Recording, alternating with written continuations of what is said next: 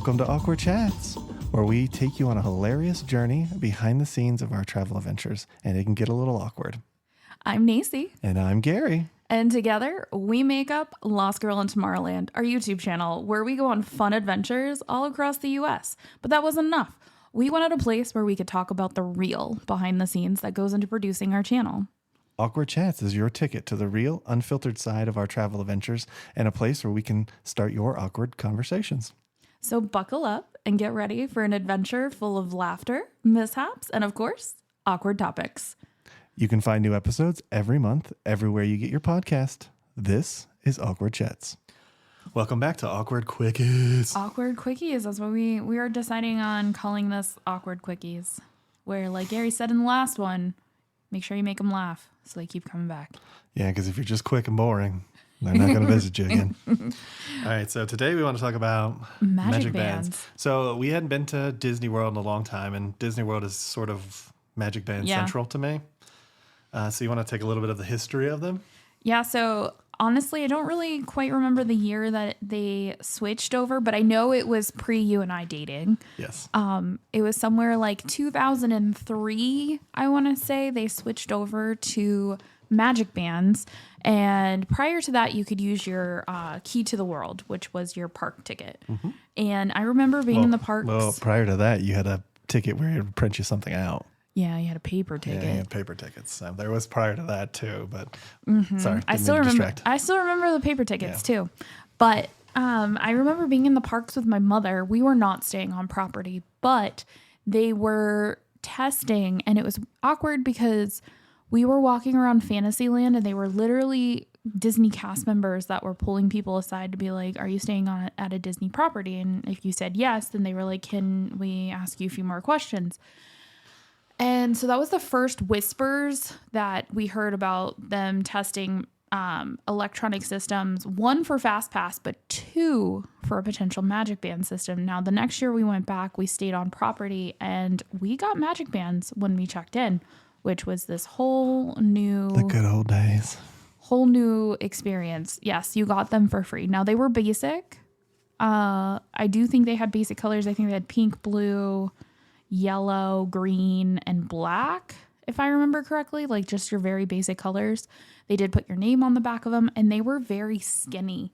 We've already packed our old Magic Bands. Yeah, I have a Star Wars weekend or whatever from one of the Force weekends. That's the oldest one I have. Yeah, and mine's pink, which is literally from that first visit that I got my first Magic Band. My first Magic Band. My first Magic Band. And what you could do with those Magic Bands was you could open your hotel room door and you could scan for FastPasses. Now, this is when they were transitioning from...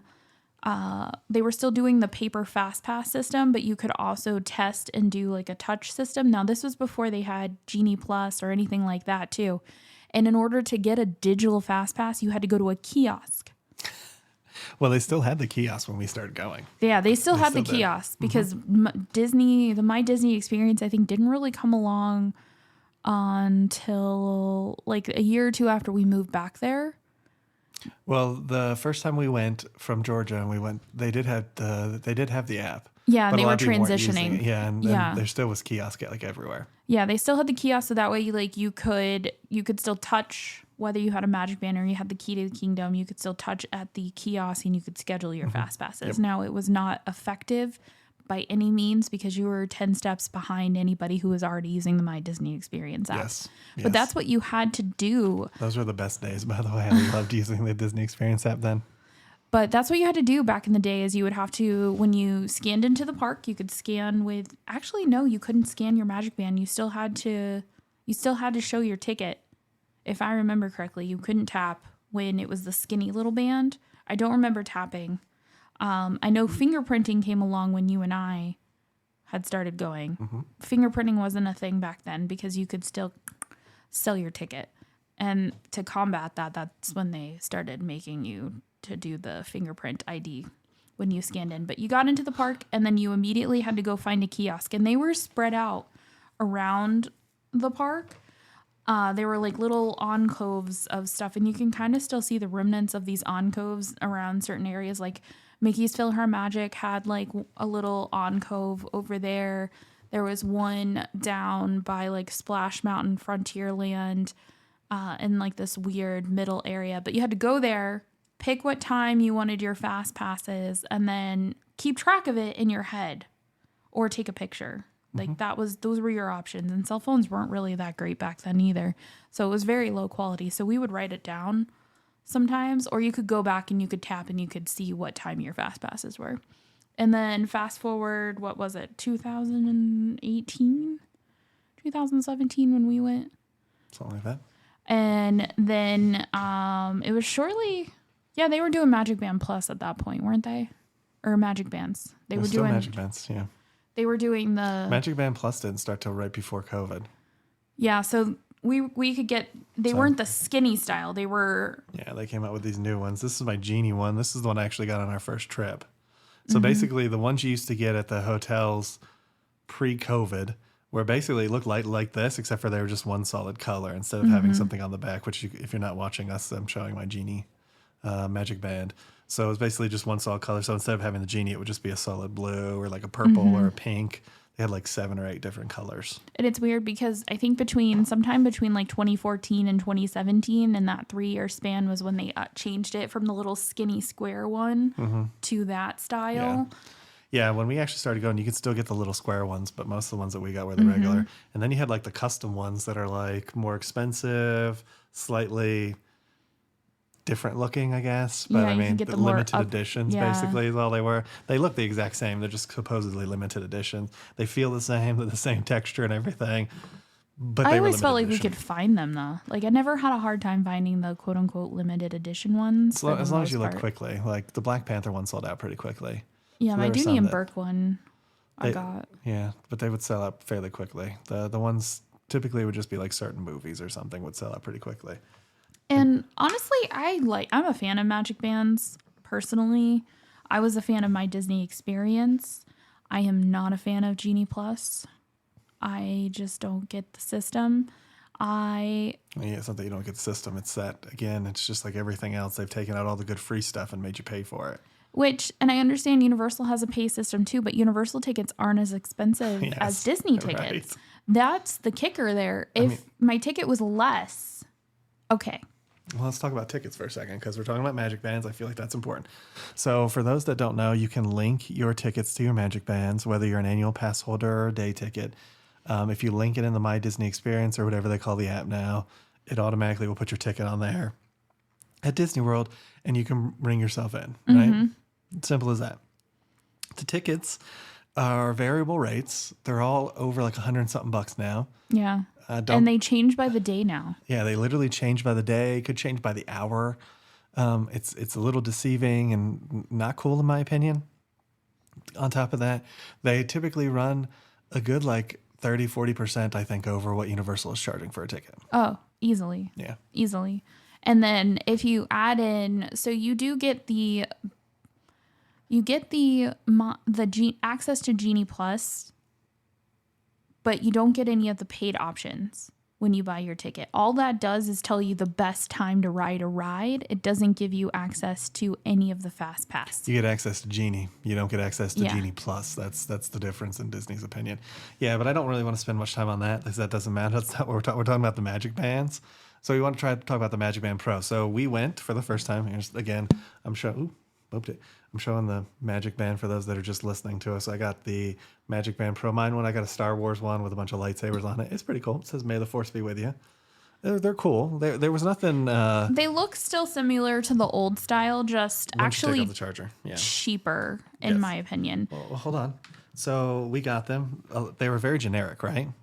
Yeah. Let's talk about actually getting one. So they were very generic. There wasn't, even with the old one, with the Genie, there's at least 50 or 60 different ones that are just it felt like you could get a lot more in the old style than you can in this new style. I mean, I only saw like 10 of them. There was like a railroad one, a Thunder Mountain Railroad. Yep, Big Thunder. I think I saw a Space Mountain one. There was a Space Mountain one. There was a Jungle Cruise one. Then there was a generic Mickey and Minnie, and then there was a fireworks one. Yeah.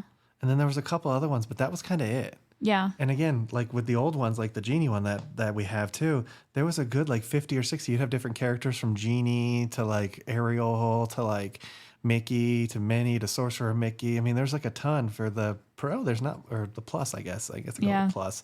There's not that many. No, I would agree. That was probably the step one that was like the most frustrating. And we had saw a Hatbox Ghost one that was on the Shop Disney store. Yep.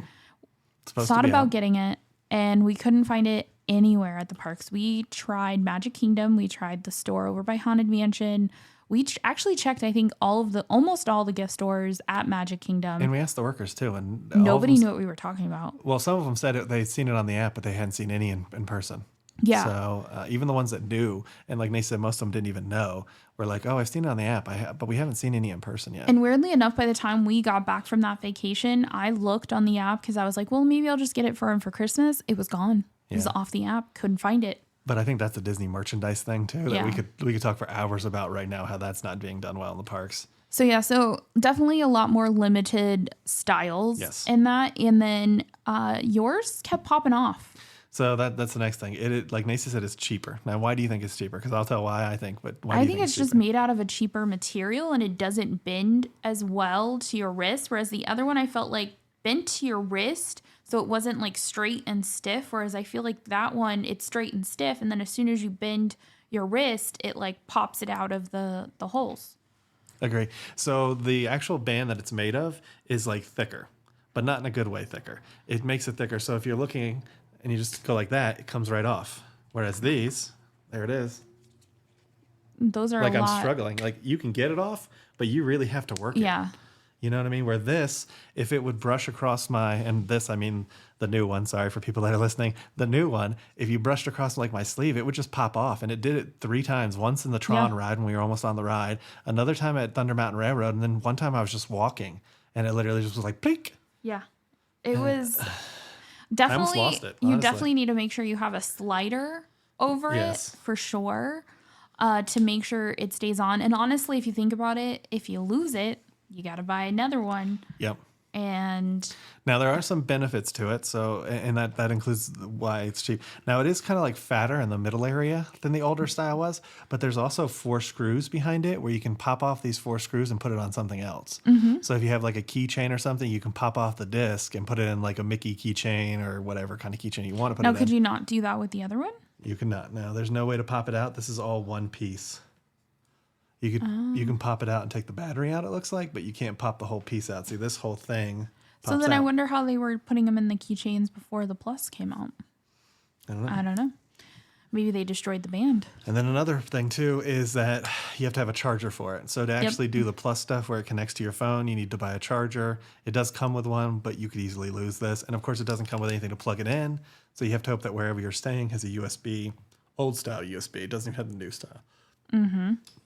Now, I do hear that if the battery supposedly dies, it still works as a classic MagicBand, though. Well, that's kind of lame, though. You just can't do the Disney Plus stuff or the, you know what I mean? The App Plus stuff.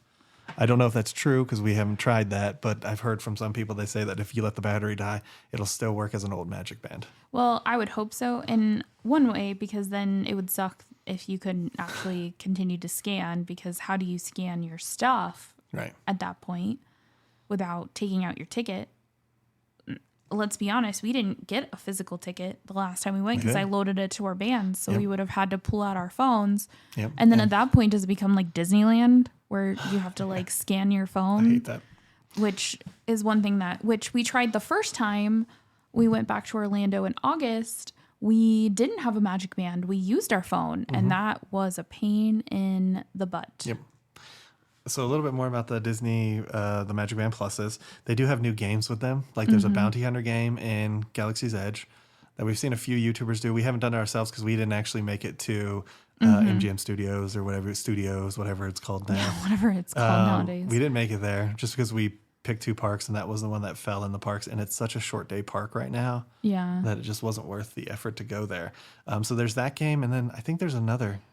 I think that might actually be the only one. And that's the only one that I know of so far. But you can use it to do the interactive statues at Epcot and Magic Kingdom. Yeah. Well, those are actually at all the parks, Disney World. Oh, yeah. Yeah. So did you like those? Well, that's where we went. Right. But did you like those? Yeah, I thought they were interesting.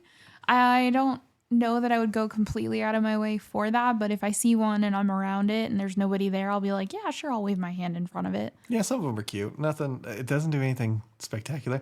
Now, if one day the statues start moving, I'll be impressed. But it's just basically songs.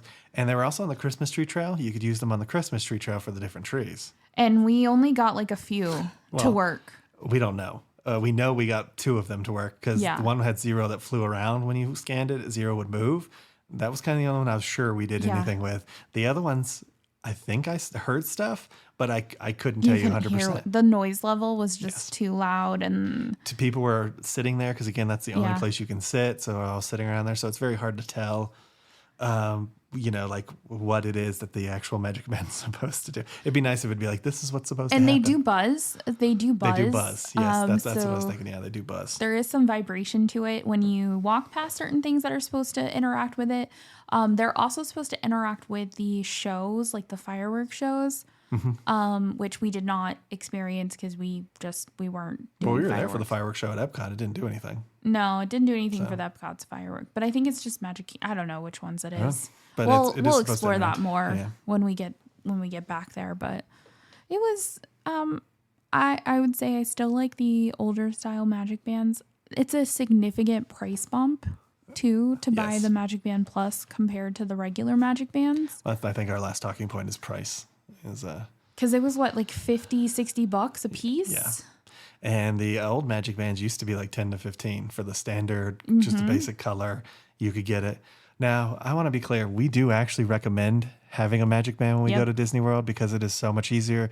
We've talked about it in our videos on Lost Girl and Tomorrowland if you want to flip over there and see those, where we talk extensively about why it's better. But the basic reason is it just saves you so much time. It's so much more compact. And all you have to do is scan it past the kiosk instead of finding your phone or finding your ticket to scan it. Yeah. So we 1,000% recommend them. Easy access. Your tickets are there. Your FastPasses are there. Your DAS pass is there. Yep. If you're staying on property, your credit card is there. So you can... If you want to link that. If you want to link it, you can purchase your food. You can open your hotel room door. You can open the pool. There's a lot of benefits to it without having to take out your whole wallet. But at this point, I think I would still lean towards the classic MagicBand because it's cheaper. The advanced features that you get aren't really that advanced. There's not that much difference. Extra lights. You get extra lights and it vibrates. Okay, cool. And you can hear some noises from statues. Yeah. And you get one game if you go to that specific park. Maybe get one MagicBand Plus if you have like a whole family so you can experience it. But I don't think everybody in your family needs one. But even from what I've seen with the game, it's mostly like the game activates the thing and then you have to look at the phone app anyways. So like, I don't understand why the phone app doesn't do the whole thing to begin with. Good point. But so again, I think it's a good start, but they definitely have a long way to go. MagicBand Plus. We do recommend MagicBands though. Yeah, they're definitely a must have when you go to Disney, whether you're staying on property or off property. I don't like doing the parks without them. Agreed. And I am happy, at least, that Disneyland is going to start using the MagicBand Plus, so at least we'll have some access to MagicBand stuff. So it'll be a little bit easier. Yeah, we don't like using the phone. It's a lot. Well, and it kills your battery, too. If you're trying to take pictures or video, it makes it so much more difficult. So that's going to conclude this episode of the Awkward Quickie. Awkward Quickies. If you have any comments or anything, leave them in the comments below. We love to hear about you. What are your opinions on the MagicBand versus MagicBand Plus versus just not even using it at all? Yeah, are you a MagicBand person? Are you a not MagicBand person? Are you a MagicBand Plus person? Are there benefits to it that we don't even know about? Yeah, is there something that we're missing? Because honestly, the MagicBand Plus, it was a fun experience, but we wouldn't recommend it. Yeah, at least in its current iteration. So I guess that's going to wrap up for this week. Yeah. So I hope you guys had fun hanging out with us this week. We will see you guys in the next one. Yeah. Thank you for sticking with us through the quickie. Bye, everybody. Don't get sticky.